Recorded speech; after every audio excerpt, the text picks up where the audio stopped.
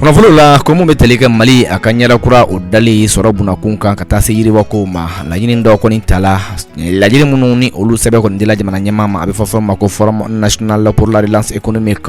olu kɔni o bilala jamana ɲɛmaa o ɲɛkɔrɔ jamana ɲɛmaa n'o bɛ tali kɛ Colonel Assimi Goïta la a kun bilalen bɛ ale ka ɲɛmaa hukumu kɔnɔna la ni baaraw tɛmɛla ntɛnɛn don n'o bɛnna janvier kalo tile 8 ma san 2024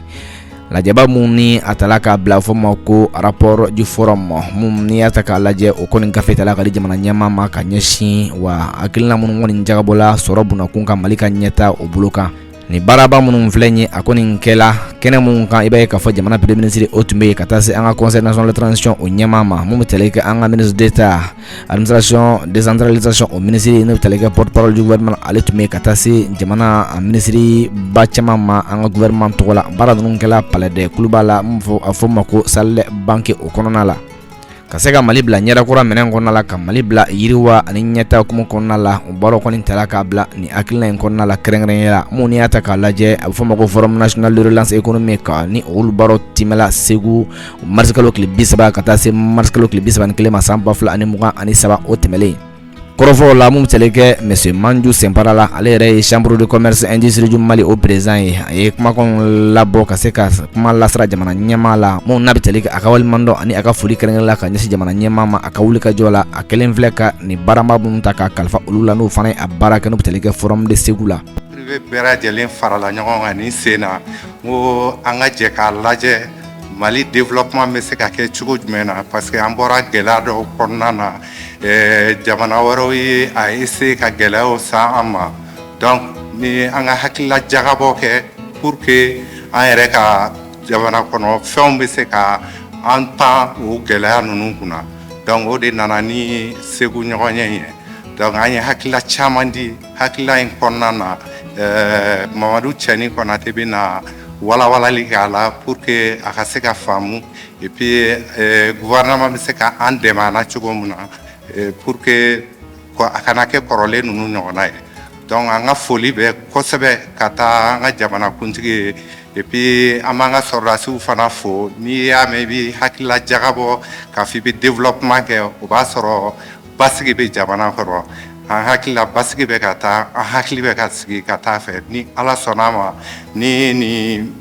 forum ni kɔnɔfɛnw waleyara an mago tɛna na se jamana wɛrɛ ma tuguni k'a fɔ k'olu kana an dɛmɛ anw yɛrɛ b'an yɛrɛ bɔ o la kɔfɛ mun bɛ tali kɛ Mamadu Cɛni Konate la ale bɛ tali kɛ comité scientifique o ɲɛmaaba la n'o bɛ kuma Forum National pour la Relance Économique kan ale fana ye wulikajɔ kɛ ka rapport kɔni bɔ ka ɲɛfɔli kɛ o la ka o bɛɛ lajɛlen ɲɛfɔ fɛn mun bɛ a kɔnɔ wa bɛnkanw ani laɲini minnu bɛ a kɔnɔ ka a kɔnɔna bɛɛ lajɛlen ɲɛfɔ jamana ɲɛmaa fana o ye ani maa bɛ kɛnɛ kan ka bɔ yen nɔ laɲini minnu kɛlen bɛ a dɔ bɛ tali kɛ Mali yɛrɛ ka se ka bila minɛn kura kɔnɔ a ka se ka bɔ a bɛ fɔ ma ko agriculture vivrière ka bɔ o kɔnɔ ka na agriculture industrielle la an ka sɛnɛko bunakun kan ɲɛdakuraw ka se ka di a ma mun ni y'a ta k'a lajɛ baloko o ye tiɲɛ ye nka ka se ka wa balo bayɛlɛmaliw fana kɛ n'o bɛ tali kɛ usine baaraw la ka se ka Mali a sɛnɛko bila o minɛn fana kɔnɔna la o kɔfɛ mun bɛ tali kɛ sanuko bunakun fana kan wa hakilina dɔw fana tala ka ɲɛsin ma mun ani a bɛna kɛ sababu ye ka se ka baara nɔgɔya o caman kɔni kɛ sanuko o bunakun kan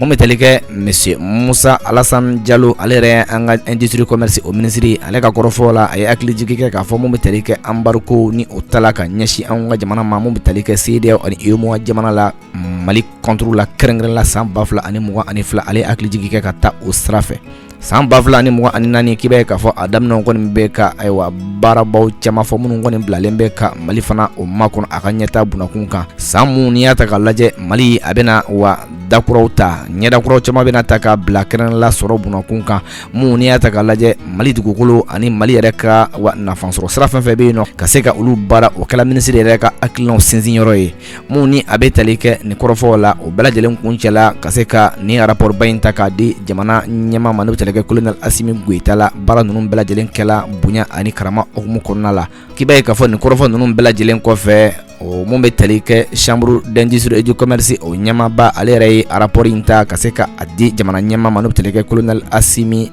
Goïta la mun ni a bɛ kuma Mali a ka sɔrɔ ka se ka a lakuraya ka tila k'a bila baarako ɲuman minɛn kɔnɔ Mali bɛ se ka yiriwa sɔrɔ cogo minnu la kunnafoni in k'i b'a ye k'a fɔ a bɔla malibook.net olu ka ɲinini fɛ mun bɛ tali kɛ yɛlɛli communication ale ka yamaruya hukumu kɔnɔ.